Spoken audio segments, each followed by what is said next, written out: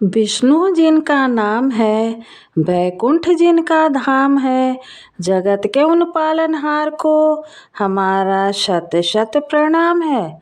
जय श्री कृष्ण, जय श्री लक्ष्मी नारायण। आप सभी का अपने चैनल संस्कारी मार्ग पर बहुत बहुत स्वागत है। आप सभी को माघ मास और जय एकादशी की हार्दिक शुभकामनाएं।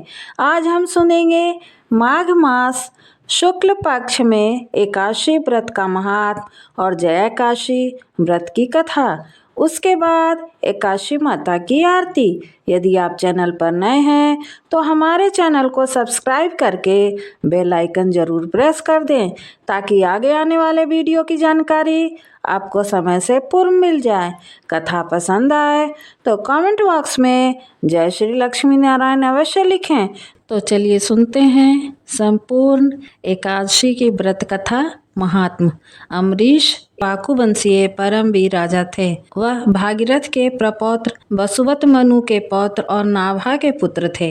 राजा अम्बरीश संपूर्ण पृथ्वी के राजा थे। उनके सुख, समृद्धि और ऐश्वर्य की तुलना नहीं की जा सकती थी, लेकिन फिर भी राजा अम्बरीश को अपने ऐश्वर्य का कोई घमंड नहीं था, ना ही वे कभी अभिमान करते थे। वे तो भगवान श्री विष्णु के परम भक्त और सर्वोच्च कोटि के राजा थे।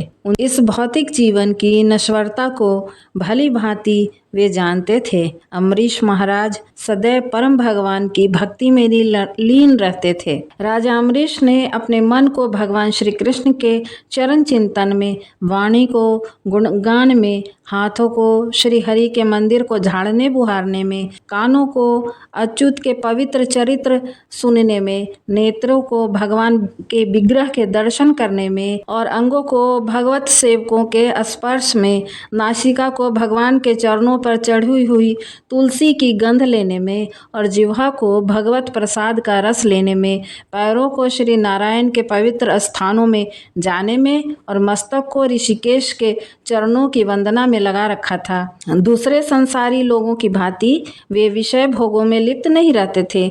उनके समान ही उनकी प्रजा भी थी। उनकी प्रजा भी अपना अधिकतर समय भगवान के पवित्र नामों का जप, कीर्तन और सेवा में लगाए रहती थी। एक समय महाराज अम्बरीश ने अपनी पत्नी के साथ परम भगवान श्री कृष्ण को प्रसन्न करने के लिए वर्ष की सभी एकादशियों का पालन करने का संकल्प लिया और वर्ष के अंत में जब अंतिम एकादशी का पारण करने का दिन आया तो महाराज अम्बरीश ने धूमधाम से इस उत्सव को मनाया। उन्होंने परम भगवान तथा ब्राह्मणों की पूजा की, उन्हें प्रसाद वितरित किया और गौ दान दिया। सभी नियमों को पूर्ण करके जब अम्बरीश महाराज अपने व्रत का पालन करने ही जा रहे थे, उसी समय दुर्वासा मुनि अपने अनेक शिष्यों के साथ वहां पधारे। राजा ने बड़े ही प्रेम और आदर सत्कार से उनका स्वागत किया, उनसे भोजन करने के लिए प्रार्थना की और दुर्वासा ऋषि ने भी राजा की प्रार्थना को स्वीकार कर लिया।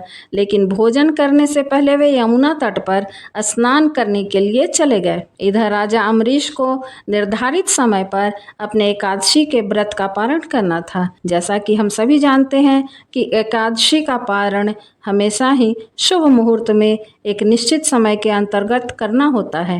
राजा अम्बरीश दुर्वासा मुनि की प्रतीक्षा कर ही रहे थे, लेकिन काफ़ी समय बीत गया परंतु दुर्वासा मुनि अभी तक नहीं आए। अब पारण का समय भी निकला जा रहा था, सिर्फ एक घड़ी शेष रह गई थी। अब ऐसी स्थिति में राजा अम्बरीश के सामने बड़ा ही धर्म संकट खड़ा हो गया। अगर वह इस एक घड़ी में पारण नहीं करते हैं तो उनका संपूर्ण वर्ष की एकादशी का व्रत टूट जाएगा, और अगर वह पारण कर लेते हैं तो दुर्वासा मुनि को बुरा लगेगा कि राजा ने उनकी प्रतीक्षा किए बिना ही पारण कर लिया। ऐसी स्थिति में राजा अम्बरीश ने वहां उपस्थित ब्राह्मणों से पूछा कि हे विद्वान ब्राह्मणों, ऐसी विकट परिस्थिति में मेरा क्या कर्तव्य है? कृपया आप सब शास्त्रों द्वारा प्रमाणित कोई उपाय बताएं।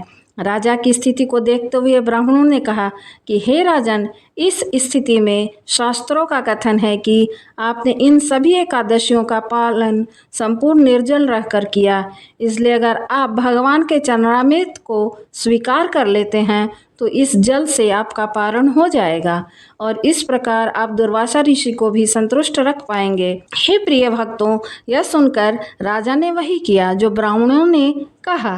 राजा ने भगवान के चरणामृत की सिर्फ एक बूंद स्वीकार की और अपने व्रत का पारण कर लिया। अब वे दुर्वासा मुनि के आने की प्रतीक्षा करने लगे। हे भक्तों, इधर स्नान करने गए हुए दुर्वासा मुनि को समाधि में ही इस बात का पता चल गया कि अम्बरीश महाराज ने जल ग्रहण कर लिया है। इस बात से दुर्वासा मुनि को अत्यंत क्रोध आया। उन्होंने सोचा कि एक तुच्छ क्षत्रिय राजा ने मेरा अपमान किया है। मुझे भोजन के लिए आमंत्रित करके स्वयं मुझसे पहले उसने जल ग्रहण किया। उसकी उद्दंडता की सजा उसे अवश्य ही मिलनी चाहिए। ऐसा सोचकर दुर्वासा मुनि ने क्रोध में अपने बालों की एक लट खींचकर निकाली। देखते ही देखते उस लट से एक विशालकाय अग्नि राक्षस कृत्या का रूप ले लिया और प्रकट हुआ। यह एक ऐसा अग्नि दैत्य था जो संपूर्ण पृथ्वी को अपनी लपटों में समा सकता था। दुर्वासा ऋषि ने उस कृत्या को आदेश देते हुए कहा कि इसी क्षण जाओ और उस अभिमानी राजा अम्बरीश को जलाकर भस्म कर दो। बस फिर क्या था, राजा आज्ञा पाते ही कृत्या राजा अम्बरीश के सामने पहुंच गई। राजा अम्बरीश भी समझ गए कि क्या हुआ है, लेकिन वे भगवान के शुद्ध भक्त थे। कृत्या को देखकर वे थोड़े भी विचलित नहीं हुए। उन्होंने उसे दुर्वासा मुनि का आशीर्वाद समझकर स्वीकार कर लिया और हाथ जोड़कर उसके सामने खड़े रह गए। लेकिन हे भक्तों, जो भगवान के भक्त होते हैं उनकी ऐसी स्थिति में भगवान भला कैसे मौन रह सकते हैं। भगवान श्री कृष्ण विष्णु अपने भक्तों का अपमान कभी सहन नहीं कर सकते। वे भृगु ऋषि की लात अपने वक्ष पर सहन कर सकते हैं, लेकिन अपने भक्तों के प्रति किया गया अपराध कभी भी क्षमा नहीं करते। एक क्षण में ही दुर्वासा के सामने सुदर्शन चक्र पहुंच गया। सुदर्शन चक्र अपनी तीक्ष्ण तेज और शक्ति से उस कृत्या राक्षस अग्निदैत्य को जलाकर भस्म कर दिया। और इतना ही नहीं, अब वह सुदर्शन चक्र दुर्वासा ऋषि को भस्म करने के लिए उनके पीछे चला गया।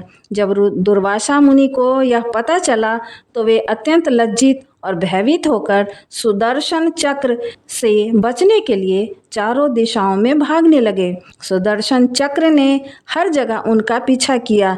इंद्र इत्यादि तो क्या, ब्रह्मा जी और शिव जी ने भी उन्हें शरण नहीं दी। आखिरकार भगवान शिव ने उन्हें दयापूर्वक भगवान विष्णु के पास जाने का सुझाव दिया।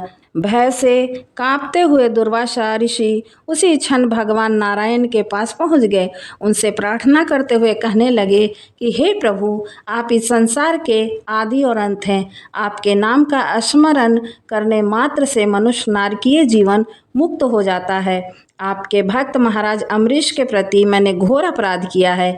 हे प्रभु, कृपा मुझे क्षमा करें। हे भगवान, श्री हरिविष्णु ने दुर्वासा ऋषि से कहा, हे मुनि, तुमने मेरे भक्त राजा अम्बरीश का घोर अपमान करके अपने द्वेष का ही प्रदर्शन किया है। इसलिए तुम इसी क्षण मेरे प्रिय भक्त राजा अम्बरीश के पास जाओ, उनसे क्षमा मांगो और मुझे विश्वास है वे तुम्हें जीवन दान अवश्य देंगे। भगवान श्री हरिविष्णु की बात सुनकर दुर्वासा ऋषि उसी क्षण राजा अम्बरीश के पास गए। उन्होंने राजा के चरणों में गिरकर उनसे क्षमा मांगी और अपने अपराध के लिए प्रायश्चित करने लगे। राजा अम्बरीश अत्यंत विनम्र होने के कारण दुर्वासा ऋषि को इस अवस्था में देखकर लज्जित होने लगे। उन्होंने सुदर्शन चक्र से दुर्वासा ऋषि की रक्षा के लिए प्रार्थना की। राजा की प्रार्थना सुनकर सुदर्शन चक्र वापस चला गया। दुर्वासा मुनि ने राजा की स्तुति की और उन्हें आशीर्वाद दिया। हे प्रिय भक्तों, इस कथा को सुनकर ज्ञात होता है कि भगवान श्री हरिविष्णु के लिए एकादशी तिथि और उस एकादशी का व्रत का पालन करने वाले भक्त कितने महत्वपूर्ण हैं। जय काशी की व्रत कथा और उसके बाद एकादशी माता की आरती। धर्मराज युधिष्ठिर बोले, हे भगवान, आप माघ के कृष्ण पक्ष की षटतिला एकादशी का अत्यंत सुंदर वर्णन किया है। आप स्वदेज, अंडज, उद्दीज और जरायुज चारों प्रकार के जीवों के उत्पन्न, पालन तथा नाश करने वाले हैं। अब कृपा करके माघ शुक्ल एकादशी का वर्णन कीजिए। इसका नाम क्या है, इसके व्रत की विधि क्या है और इसमें कौन से देवता का पूजन किया जाता है। श्री कृष्ण कहने लगे, हे राजन, इस एकादशी का नाम जय एकादशी है। इस व्रत को करने से मनुष्य ब्रह्म हत्या आदि पापों से छूटकर मोक्ष को प्राप्त होता है। इसके प्रभाव से भूत पिशाच आदि योनियों से मुक्त हो जाता है। इस व्रत को विधि पूर्वक करना चाहिए। अब मैं तुमसे पद्म पुराण में वर्णित इसकी महिमा की एक कथा सुनाता हूँ। देवराज इंद्र स्वर्ग के राजा थे और अन्य सब देवगण सुखपूर्वक स्वर्ग में रहते थे। एक समय इंद्र अपनी इच्छा के अनुसार नंदनवन में अप्सराओं के साथ विहार कर रहे थे और गंधर्व गान कर उनका मनोरंजन कर रहे थे। उन गंधर्वों में प्रसिद्ध पुष्पदंत तथा उसकी कन्या पुष्पवती और चित्रसेन तथा उसकी स्त्री मालिनी भी उपस्थित थे। साथ ही मालिनी का पुत्र पुष्पवान और उसका पुत्र माल्यान भी उपस्थित थे। पुष्पवती गंधर्व कन्या माल्यवान को देखकर उस पर मोहित हो गई और माल्यवान पर कामबाण चलाने लगी। उसने अपने रूप लावण्य और हाव भाव से माल्यवान को अपने वश में कर लिया। हे राजन, वह पुष्पवती अत्यंत सुंदर थी। अब वे इंद्र को प्रसन्न करने के लिए गान करने लगे, परंतु परस्पर मोहित हो जाने के कारण उनका चित्त भ्रमित हो गया था। इनके ठीक प्रकार से गान नहीं गाने तथा स्वर ताल ठीक नहीं होने से इंद्र इनके प्रेम को समझ गए और उन्होंने इसमें अपना अपमान समझकर उनको शाप दे दिया। इंद्र ने कहा, हे मूर्खा, तुमने मेरी आज्ञा का उल्लंघन किया है, इसलिए तुम्हें धिक्कार है। अब तुम दोनों स्त्री पुरुष के रूप में मृत्युलोक में जाकर पिशाच रूप में भ्रमण करो और अपने कर्म का फल भोगो। इंद्र का ऐसा शाप सुनकर वे अत्यंत दुखी हुए और हिमालय पर्वत पर दुखपूर्वक अपना जीवन व्यतीत करने लगे। उन्हें गंध, रस तथा स्पर्श आदि का कुछ भी ज्ञान नहीं था। वहाँ उनको महान दुख मिल रहे थे। उन्हें एक क्षण के लिए भी निद्रा नहीं आती थी। उस जगह अत्यंत शीत था, इससे उनके रोंगटे खड़े रहते और मारे शीत के दांत बसते रहते। एक दिन पिशाच ने अपनी स्त्री से कहा कि पिछले जन्म में हमने ऐसे कौन से पाप किए थे जिससे हमको यह दुखदाई पिशाच योनि प्राप्त हुई है। इस पिशाच योनि से तो नरक के दुख सहना ही उत्तम है, अतः हमें अब किसी प्रकार का पाप नहीं करना चाहिए। इस प्रकार विचार करते हुए वे अपने दिन व्यतीत कर रहे थे। दैव योग से तभी माघ मास के शुक्ल पक्ष की जया नामक एकादशी आई। उस दिन उन्होंने कुछ भी भोजन नहीं किया और न कोई पाप कर्म ही किया, केवल फल फूल खाकर ही दिन व्यतीत किया और सायंकाल के समय महान दुख से पीपल के नीचे बैठ गए। उस समय सूर्य भगवान अस्त हो रहे थे। उस रात को अत्यंत ठंड थी, इस कारण वे दोनों शीत के मारे अति दुखित होकर मृतक के समान आपस में चिपटे हुए पड़े रहे। उस रात्रि को उनको निद्रा भी नहीं आई। हे राजन, जय काशी के उपवास और रात्रि जागरण के कारण दूसरे दिन प्रभात होते ही उनकी पिशाच योनि छूट गई। अत्यंत सुंदर गंधर्व और अप्सरा की देह धारण कर सुंदर वस्त्राभूषणों से अलंकृत होकर उन्होंने स्वर्ग लोक को प्रस्थान किया। उस समय आकाश में देवता उनकी स्तुति करते हुए पुष्प वर्षा करने लगे। स्वर्गलोक में जाकर इन दोनों ने देवराज इंद्र को प्रणाम किया। इंद्र उनको पहले रूप में देखकर अत्यंत आश्चर्यचकित हुआ और पूछने लगे कि तुमने अपनी पिशाच योनि से किस प्रकार छुटकारा पाया, सो सच सच बताओ। माल्यवान बोले कि हे देवेंद्र, भगवान विष्णु की कृपा और जया काशी के व्रत के प्रभाव से ही हमारी पिशाच देह छूटी है। तब इंद्र बोले कि हे माल्यवान, भगवान की कृपा और एकादशी का व्रत करने से न केवल तुम्हारी पिशाच योनि छूटी, वरन हम लोगों के भी वंदनीय हो गए हो, क्योंकि विष्णु और शिव के भक्त हम लोगों के वंदनीय हैं। अतः आप धन्य हैं। आप पुष्पवती के साथ जाकर विहार करो। श्री कृष्ण कहने लगे, हे राजा युधिष्ठिर, इस जय काशी के व्रत से बुरी योनि छूट जाती है। जिस मनुष्य ने इस एकादशी का व्रत किया है उसने मानो सब यज्ञ जप दान आदि कर लिया। जो मनुष्य जय काशी का व्रत करते हैं वे अवश्य ही 1000 वर्ष तक स्वर्ग में वास करते हैं। कथा पूर्ण हुई। जय श्री लक्ष्मी नारायण। अब सुनिए एकादशी माता की आरती। ओम जय एकादशी माता, मैया जय एकादशी माता। विष्णु पूजा व्रत को धारण कर शक्ति मुक्ति पाता। ओम जय एकादशी माता। तेरे नाम गिनाऊं देवी भक्ति प्रदान करनी। गण गौरव की देनी माता शास्त्रों में वर्णी। मार्गशीर्ष के कृष्ण पक्ष की उत्पन्ना विश्वतारिणी जनमी।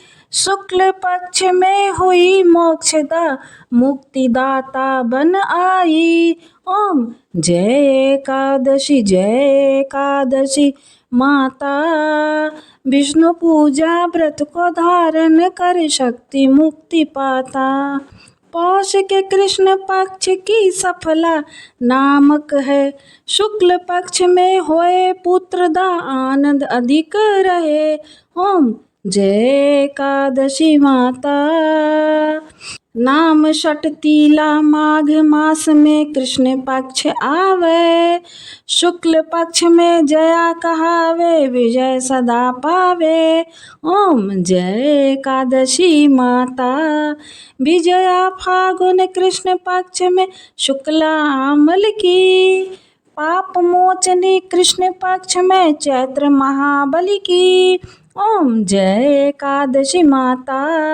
चैत्र शुक्ल के नाम कामदा धन देने वाली।